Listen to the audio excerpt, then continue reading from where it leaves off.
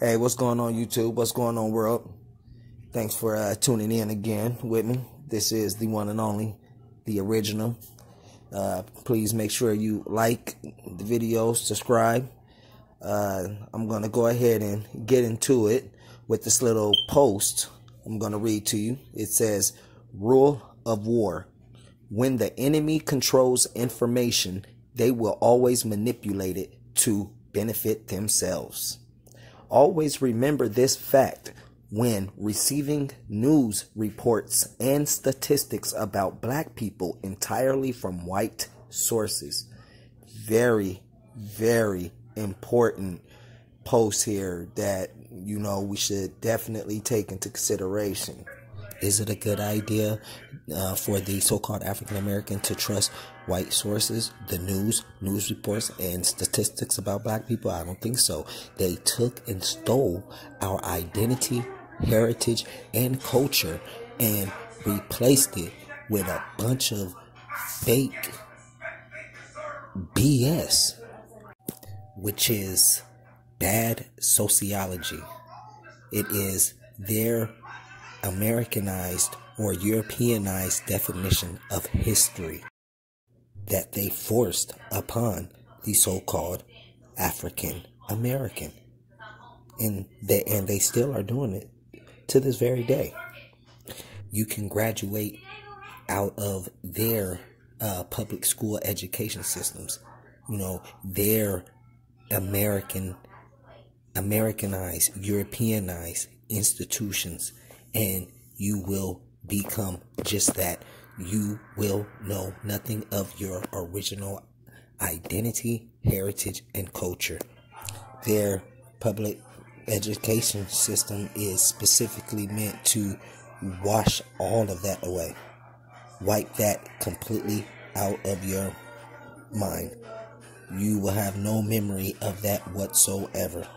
You will be 100% Americanized, aka Europeanized. Now, I feel that the so-called African American needs to be aware of these different terminologies, identities that have been forced upon us by and from the government, which is a European corporation or white corporation. The day one of my daughters was born, one of the nurses had walked in for the information to put on the birth certificate, and when it came to the ethnicity, I tried to put I was a copper colored person, and she said because it was not federally recognized, I had to put, you already know, African American or black, a identity or terminology this government, this corporation forced upon me. Period. It's not really fair. We are an African American. African, that's an enslaved person right there. A captured, conquered person.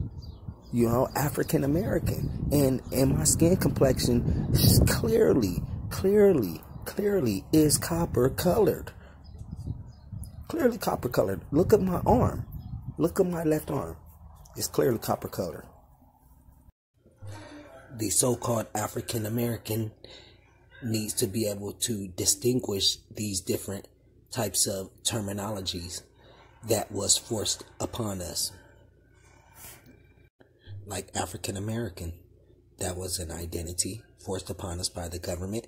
What comes before African American? Black. What comes before black? Negro. What comes before Negro? A nigger. Nigga. Okay. Well, what comes before that? We can go all the way back to 1828. That's pretty far. Okay. Which is the Webster's Dictionary. Definition of American states that we are the copper-colored races found here in America. Okay. But that's the 1828 Webster's Dictionary. So what does that mean? That is another terminology that was forced upon us, because who came up with the 1828 Webster Dictionary? The oppressor, white America, a white corporation. So we got to keep on digging. What comes before that? You got the Puebloans. Okay. Now, what name did the Puebloan people have before the United Kingdom or the United Nations, excuse me, before the United Nations forced the Puebloans' identity or terminology on us? We were the Anasazi or Anasazi. And we have to remember, yes, the American Dictionary of the English Language, Noah Webster's 1828, it goes back to 1828. And yes, but we still have to understand that book was made by a white corporation. So they control everything that's inside that book. So we have to keep on digging. Keep on digging. We have to just keep on digging. And that's when I was fortunate enough to come across an author that goes by the name of Radine A. America. I really hope I'm pronouncing her name correctly, but that's the book right there. A definite must. You need to obtain this book and have it in your household. This is another book of hers, story of the Anasazi people of America, the history of America vanished, American people. This is another one, what every black American family should know and never forget.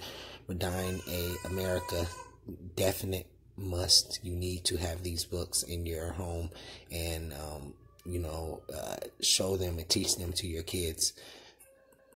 When I first came across this information, the first thing that came to mind was obtaining everything, all the different subjects pertaining to my condition as a copper-colored person. I needed all of the information. This is a map of a slave population, 1861. I needed everything in my possession so I can learn about it.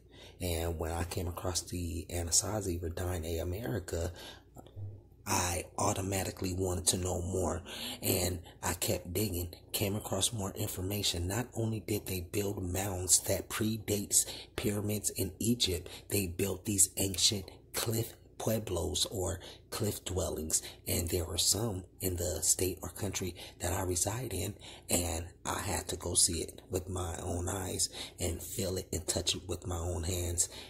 It was very beautiful, and let me just tell you, about to go out here and visit this little mound, or sorry, not a mound, probably a cliff dwelling or something like that. Hopefully I can come across something good, hopefully some little ancient writings or something like that, something to do with our ancient ancestors though. But I will definitely keep in touch with y'all, and let's do it. We about to hit the road, baby. Let's do it. Just a little bit closer to that. Look at that. Look at that. I'm coming right now. Look at that. Oh my gosh. That's a cliff dwelling. Look at that. That is a cliff dwelling. At one point in time, this was like a home. Look at that. See how it fell down? It broke down and stuff. Shit, man. Anasazi, the only people who has any type of relationship to get to actually touch the rock. Look at that. We are touching the actual rock. Look at that, and it's right across from the forest. Look, the cliff dwellings is right across from the forest. The people of the forest. Little ancient community. And look at all the writings. Look, that looked like the moon up there. That's what Yep. that's what Mommy just said. Yep, look at that. Look, there's something behind there. They covered that yeah. up. They covered that It up. is There's something behind it. There's an open space behind Yep, there. it sure is. It sure is. It's all open behind And it's there. probably like a cave in there or It's something. like a door. It looks like a door. Yep. Open. Look, you guys see the ancient writing? Look all the different writings. Across the way is the forest. Look at that. Beautiful dress. Stop standing right there and leaning against that. Y'all see that? Beautiful. Absolutely beautiful. Look at that. We are finally here. Alright, y'all. I'm glad. I hope y'all had a good time and on a little adventure to the little cliff dwellings, Anasazi cliff dwellings, Pueblo cliff dwellings, cliff pueblos. Yeah, man, that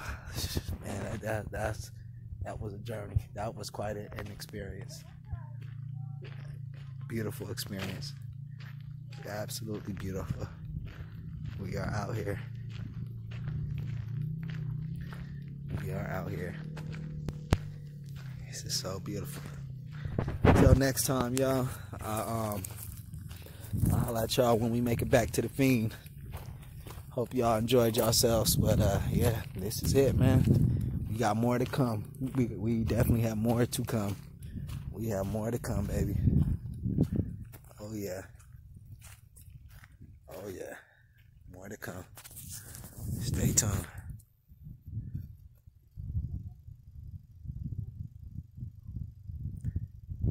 Somebody got a house way out there. This is all freaking Anasazi territory right here. This is our land. Look at those caves up there. Those caves up in there. Y'all see those caves? Yes, man. They don't want us to know, man. They don't want us to know. This is our land. As an Anasazi person, I'm telling you. Look, this is a forest. This is a forest. This is not no desert. This is a forest. Look at this. How can you not see that is a forest? That is a straight up forest. Gosh. Till next time, man. I'm gonna holler at y'all when we get back to the Fiend. Alright. See y'all in a little bit. Bet. A lot of us are probably wondering who are the Anasazi or Anasazi. From my understanding, that is the terminology before the 1828 Webster's Dictionary terminology. I'm gonna go ahead and skim through some of these books really quick. Feel free to screenshot some of these pages that I'm gonna be showing you here as I'm talking.